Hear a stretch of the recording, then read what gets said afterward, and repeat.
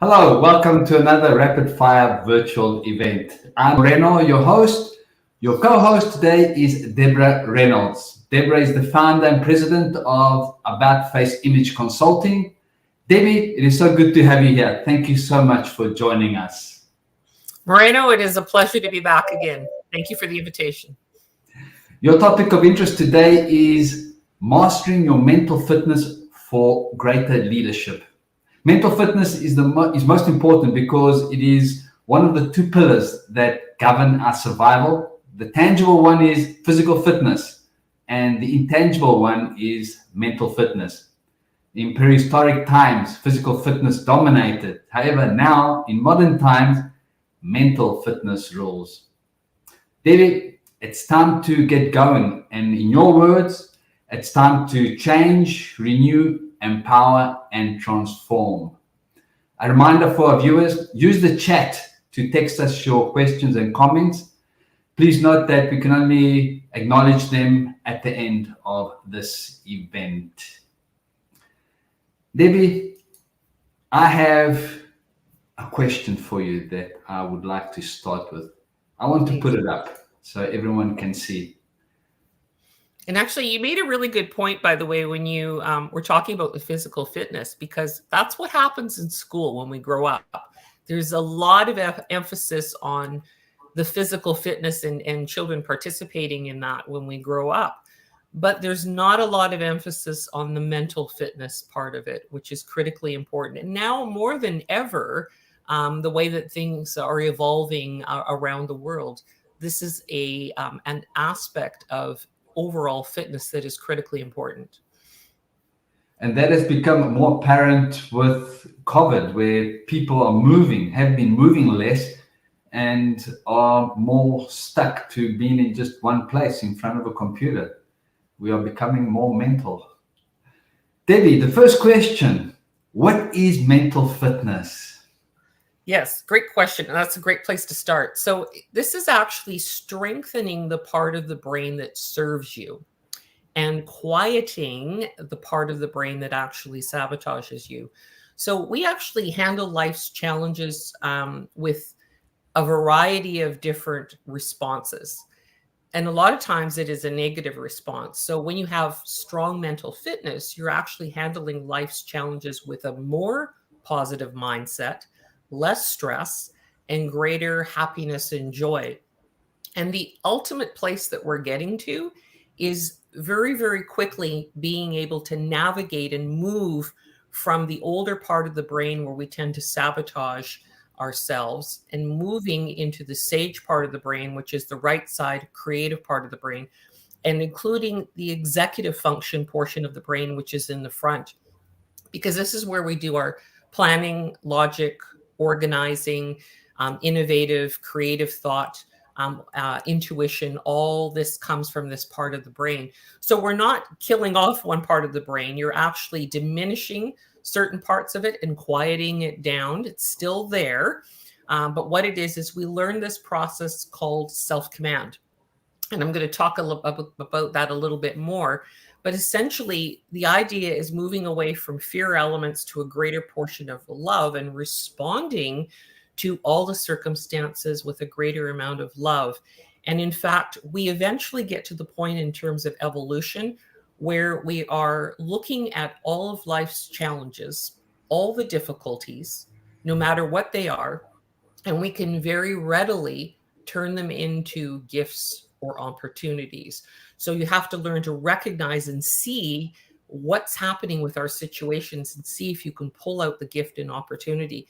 The better your mental fitness in this process, the easier and faster you can identify the gifts and the opportunities.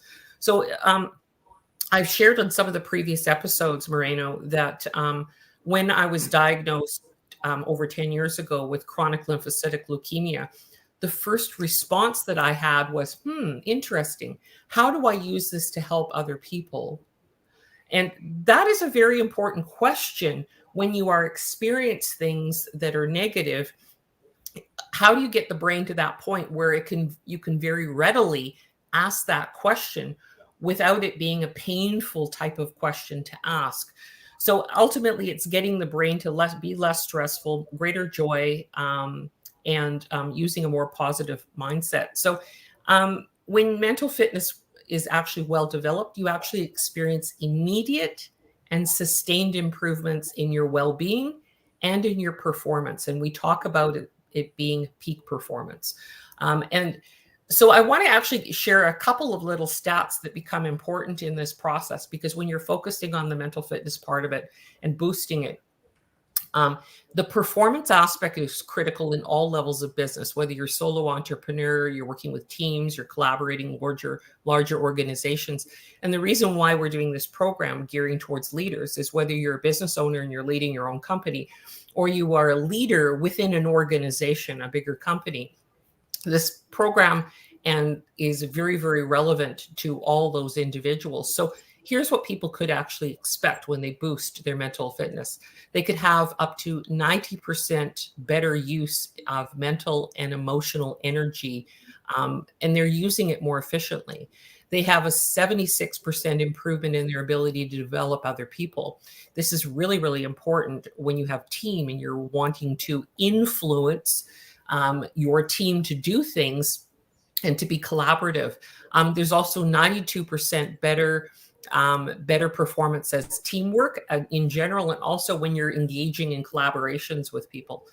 There is improved well-being, and that includes 85% increase in happiness, 91% better management of stress, 83% improvement in self-confidence. And then it also has an ability to strengthen relationships, which means 82% improvement in those relationships, 84% better at conflict management. This is highly important within organizations where there's a lot of conflict.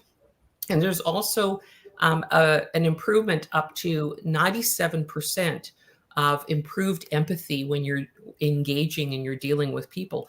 This is vitally important. If you're in business, you're engaging with people all the time, whether they are directly prospects or clients, or whether they're vendors or suppliers. So anytime we're dealing with people, you need to be able to be top of your game and have the most possible peak performance. And as I've said before, everything that we acquire in life is with and through other people. So it's a vital thing that we must learn to develop. Yes, as you say, we need to have a positive mindset. Yeah. And see things that are not working out according to plan as opportunities to do things differently. We seem to amplify the negatives. We need to see the positives and amplify those. An analogy is when we are physical, we need to cross dangerous terrain. We find the easiest paths to get from one place to another. We avoid obvious pitfalls, dangers. And similarly, with our mindset, we need to learn the tricks, the tactics that we can use to navigate the modern day difficulties, which are mostly mental as opposed to physical. And I'm looking forward to hearing the strategies that you will present us with, tactics that we can use. There are 3 muscles of mental fitness. Can you tell us more about those, Debbie? Absolutely. So before I get into that, I actually want to share a little bit about how we actually discover what's holding us back. Because when we discover that, then we're understanding how those mental muscles come into play. So first of all, we have what's known as the judge inside of us. This is living in the older parts of the brain, the limbic part of the brain. And this is what we refer to as a saboteur. And in fact, the judge is the master saboteur that we have. We all have it. Actually, we naturally develop it as children around the age of 3, 4, 5 years of age. Whether we've had great upbringings, great support systems around us, great parents, loving people around us, we still develop that within us. And sometimes it gets pushed so far down that we don't even recognize or hear that kind of little voice that comes out. So The judge is the master saboteur, and the judge is actually the universal saboteur that inflicts everybody. Everybody's got the judge to various levels and degrees. So it's actually the one that beats us up repeatedly over our mistakes or our shortcomings. And it actually warns you obsessively about future risks. So it is a necessary element to have. It wakes us up in the middle of the night when we're worrying. And it also gets us fixated on what's wrong with other people or what's wrong with life in general. So the judge actually activates other saboteurs, which cause a lot of our stress and our unhappiness. It actually reduces our effectiveness, it reduces our focus, and it actually creates harm in our relationships. Then we have what's known as accomplice saboteurs. So the judge will work with one or more of these accomplice saboteurs to actually hijack our mind, and they cause most of our setbacks. So I'm going to share a couple of these accomplice saboteurs, and some of them are probably going to sound really familiar to you. So one is called the avoider. So we step back and we avoid doing the things that we know are necessary, or engaging with people or talking to people. I see it a lot in businesses when it comes to sales. They don't want to get on the phone. They don't want to engage. They're afraid to have a conversation with people. So the avoider is actually focusing on the positive and pleasant in an extreme way, avoiding the difficult tasks and avoiding the unpleasant tasks or conflicts. Then there's the controller, and the controller is anxiety-based need to take charge or control of situations and other people's actions. And basically we want to bend those to our own will. So there's high anxiety and impatience when it's not possible to control situations or other people around us. So some people that are listening probably will understand that, hey, I'm a controller. I've got that feature inside of me and it's fairly strong. Then there's the hyperachiever, and this is dependent on constant performance and achievement for self-respect, for self-validation. And then the latest achievement quickly gets discounted because we're always craving more. We have to do more. We have to achieve more. We see this a lot in corporations and companies when there's the pressure from upper management to meet the performance requirements, to meet certain standards, and to get the numbers out. So what happens is inadvertently that sub-saboteur sort of comes in and creates a lot of problems. Then we have what's called the hyper-rational. And this is an intense and exclusive focus on the rational processing of sort of ever important of relationships, even everything that has to be done in a rational manner. And we could be perceived as being, if we have that as a strong sub-saboteur, a uncaring individual, unfeeling, intellectually arrogant. So that, if you're not feeling and you're not empathizing with other people or trying to understand their point of view, this one can rise to the surface. Then we have what's known as the hypervigilant, which is continuously intense anxiety about all the dangers that could go wrong. So that vigilant person would never rest. That brain never rests. And always like, well, what if this happens? What if that happens? And they're constantly worrying. Then here's a common one that a lot of people have, and especially women, the pleaser. So they indirectly try to gain the acceptance and the affection of helping or pleasing or rescuing or flattering other people, serving other people, nurturing other people. And this loses sight of our own needs, and then we become resentful as a result of that. There's also the restless, and the restless is constantly in search of greater excitement about the next activity or the busyness, and they're kind of rarely at peace, and they're rarely content about what's going on around them in the immediate environment. The last two is the stickler, who is all about perfectionism. Everything has to be neat and perfect and dotting every single I and crossing every single T, but they take it to the extreme. And then there's the victim, where there is emotional and temperamental aspects to the way that they gain attention or affection. And there's sort of this martyr streak. And there's an extreme focus on internal feelings, which are particularly painful ones, rather than the positive feelings. And then the origin of all these saboteurs, they have real value too, because they were initially the guardians that helped us to survive and to really address real or imagined threats that were coming up. We see the instinct of the saboteurs, particularly when people become new parents. They're watching over their children. The attention is on their children more so than themselves. They'll often sacrifice themselves to protect their children and the loved ones that are around them. But that pattern of saboteur thinking and feeling and reacting becomes a soft code inside of our brain. It actually creates very specific neural pathways so that automatically when triggers happen in our life, we navigate to the saboteur because they are the most dominant, well-developed neural pathways in the brain. And so we need to develop the sage part of the brain, the different part of the brain that actually helps us stay in joy, in gratitude, deep focus, working with intuition, but being highly productive. And we're simply commanding that left side of the brain to quiet ourselves. So to answer the question that you were asking about the three mental muscles, the muscles of the mental fitness, the first one is what's called the saboteur interceptor muscle. So if you're in a negative emotion for more than a second, you're in saboteur mode. So you can it's kind of putting your hand on a hot stove. So you put your hand on a hot stove and you realize, oh, that's hot. You pull it off right away. The idea is training the brain to the point where you immediately know with full awareness, I am in saboteur mode. I need to pull my hand off that hot stove, and I need to learn to self-command.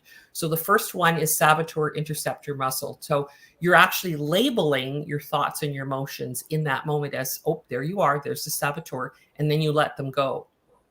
And so to be able to do that, you need to have studied the saboteurs and to discredit their lies and their limiting beliefs. The second muscle is, of course, as I mentioned, the self-command muscle. So there's exercises that can be done where 10 seconds is all it takes to rewire the brain and to develop the neural pathways. As it's done frequently over a 6 to 8 week period, what happens is now that becomes the dominant neural pathway. When you come down and the brain then has a choice, so you've got a neural pathway of a thought being triggered, you have a V that's split. One of them is the negative saboteur neural pathway. The other one is the sage, which now is basically weak. Over 6 to 8 weeks, you develop this neural pathway so it becomes stronger than this one. And what happens is that when people are triggered, they recognize immediately that that is a saboteur lie thought process. So they do what's known as exercises, PQ exercises, to move down that other neural pathway on the sage part of the brain, positive part of the brain. And so what happens is it quiets the mind. It quiets this region of the brain where the saboteurs live, and it activates the region of the brain where the sage lives. So every time you actually intercept the saboteurs, you do these exercises, there's a whole variety of them, in order to pause and to choose a sage response. And then the third muscle that we develop is actually what's called the sage muscle. And this is the one that handles the challenges, all the difficulties and traumas and challenges with a clear, calm mind and positive emotions. And we are actually then using 5 primary powers. And those powers are empathize, explore, innovate, navigate, and activate. And once you activate the sage brain through doing these exercises, which usually take 10 seconds or so, 10, 15 seconds, 20 seconds, even a minute or two, you actually have access to all of these powers. It's extraordinary. Listening to your description of the 3 muscles of mental fitness makes me think of the croc brain, which is concerned with fight or flight. Yeah.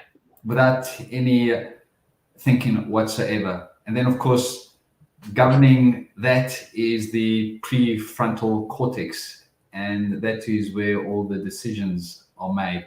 Essentially, what the mind is after is being attracted to pleasure and avoiding pain. Like in the physical world or physical fitness, one needs to know the different collection of muscles that we have and how to develop them and what they will do for us from a physical point of view. It sounds to me that it's as important to know what mental muscles we have that need attention, that need to be developed so that we can perform at our best. So Yeah. One point I wanted to make there too is that when we're in, and a lot of people are familiar with this, when you are under high levels of stress and you haven't learned to develop your mental fitness, what happens is those high levels of stress increase your cortisol levels in the body, and they're flooding through the bloodstream, including your brain. And it's like a door slamming, like a trap door. So as soon as you have high levels of cortisol shifting around and moving up into the brain, it's like a trap door in front of the executive function portion of the brain. It closes, and you cannot access that part of the brain unless you reduce the cortisol levels. And then some of these mental fitness exercises actually calm the body down, reduce the cortisol levels, so that trap door opens and allows you to access this portion of the brain. It is so beautiful. It's incredible. I can see a correlation between physical fitness exercises and mental fitness exercises. Now, all that you've described, how does this compare to or enhance programs such as emotional intelligence? Yeah, that's a great question. And a lot of organizations and businesses are using as their primary program to take their teams through, their leaders through, is emotional intelligence.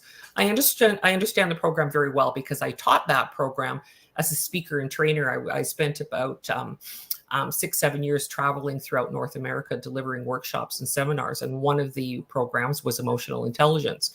So the positive aspects of the brain, this particular program of mastering your mental fitness, is based on extensive research, years of study. Over 500,000 people have gone through the program.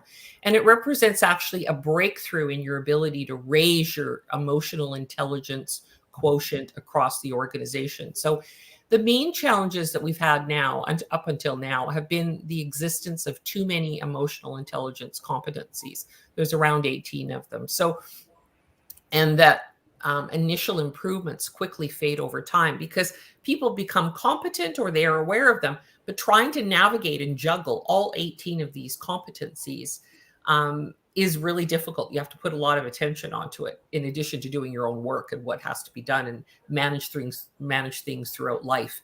So the improvements do fade. So this particular program dramatically simplifies the challenge due to the factor analysis research that was identified that the root level building blocks of emotional intelligence, like 17 or so, or 8 out of the 18, are automatically developed through the combination of intercepting the negative saboteurs and activating the self-command, and then the 5 positive sage powers.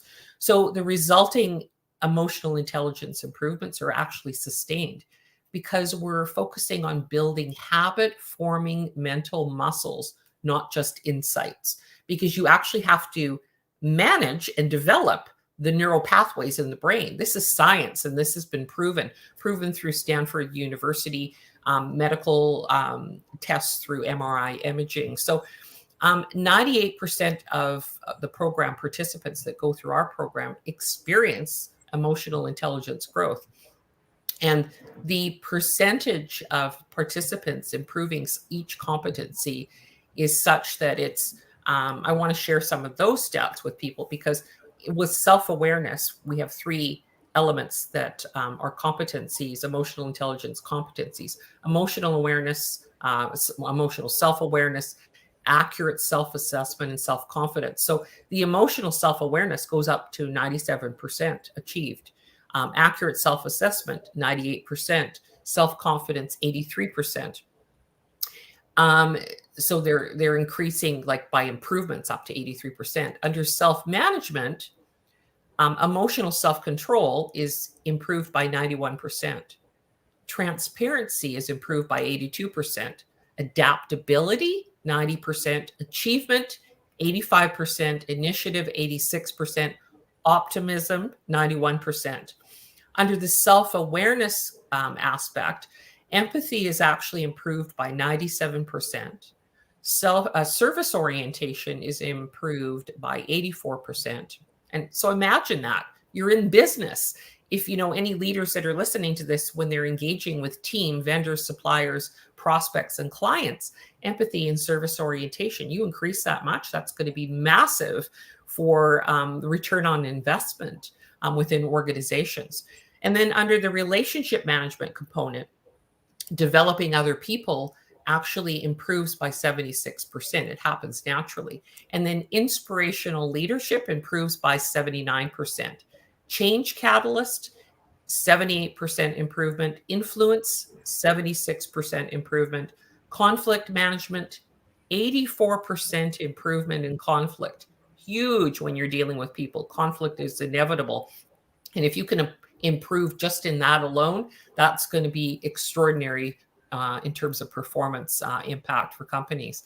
And then the teamwork and collaboration, there's actually an improvement of 92%. When you get teams working together, collaborating together, when you have a 92% increase of improvement in that area alone, that's staggering for companies and organizations. So mastering your mental fitness is actually a foundational platform for sustained growth.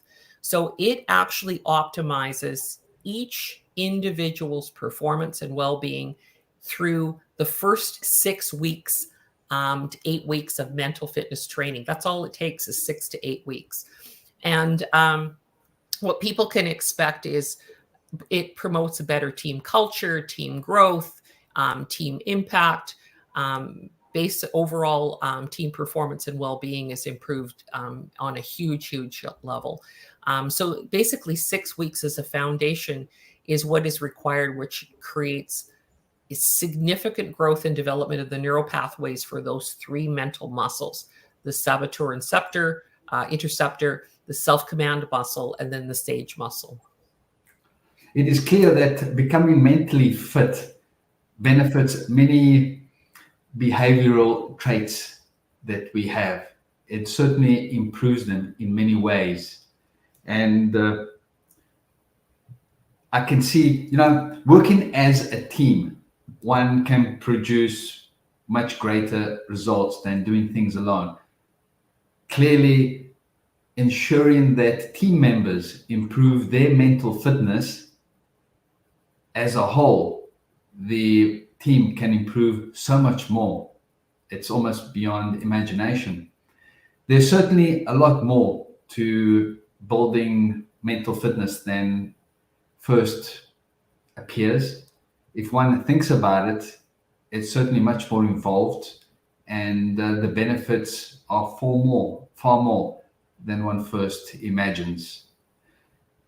As with every program, as with every training, one is always asking, what kind of results can I expect? And that leads me to the following question. What kind of results can we expect from this kind of program?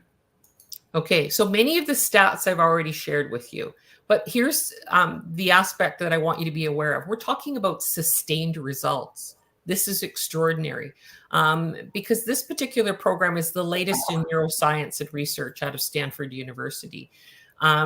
So the results span both performance and well-being across all organizations that have participated in the program. So companies that have participated are like Procter & Gamble, Stanford University students, and we're talking all the way up to the CEO level too of these companies, Pinterest, Nestle, Lilly, Google, Microsoft.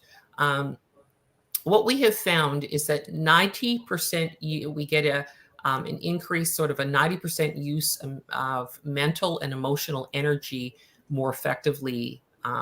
So what happens is, when you're in that sage space, let me give you an example here.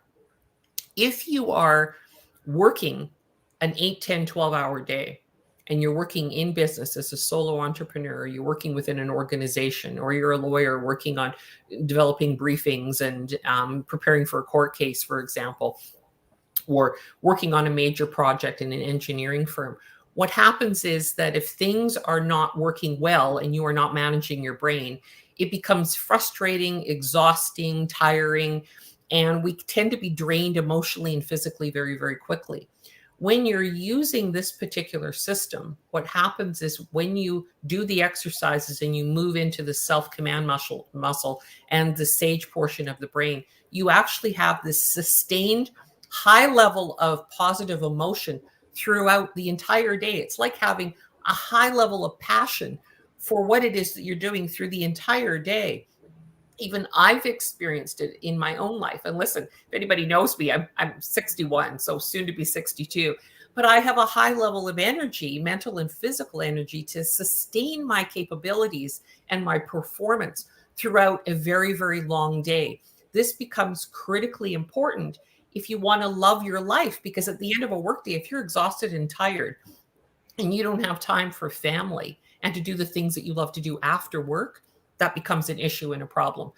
We also see an improved ability to develop other people up to 92%, increased happiness up to 85%, managing better stress, or managing stress better, essentially, up to 91%, improved self-confidence, 83%. And I mean, any business owner that is out there in front of people, speaking, training, developing courses, influencing others, always engaging people in conversation, discussions, sales conversations, being a leader in developing people. Anytime you're engaging, that self-confidence is critical and important.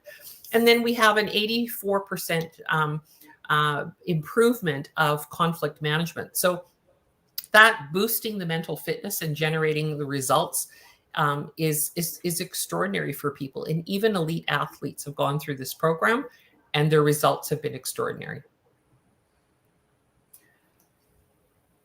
Becoming physically fit is tangible, and most people understand that, know what is involved, and most people know the benefits of being physically fit. However, unfortunately, many people are not aware of the benefits of being mentally fit and what is required in becoming mentally fit. To become physically fit, we need a program, and the same applies to being mentally fit. Knowing how to go about it is very important. And what can we do? How can we find out more about this program? Thank you for asking. So if any of the audience members are interested in mastering their mental fitness for themselves, for their team, for their organization, then they can reach out to me directly. They can email me at Deborah@aboutfaceimage.com. They can also book an appointment time with me, and actually in the chat area, we're also going to be putting up a link where they can directly book an appointment to have a conversation with me, where I can share more about the program specifically for them, and to decide if it's the right program. And, basically the basic foundational program is an 8-week program. We go through an introductory and then a follow-up session, but the core of the program is 6 weeks long. We make it into an 8-week program for added value. But that's all it takes to be able to move people in a positive direction. Debbie, I've posted your email in the comments, as well as a link to have a meeting with you. Beautiful.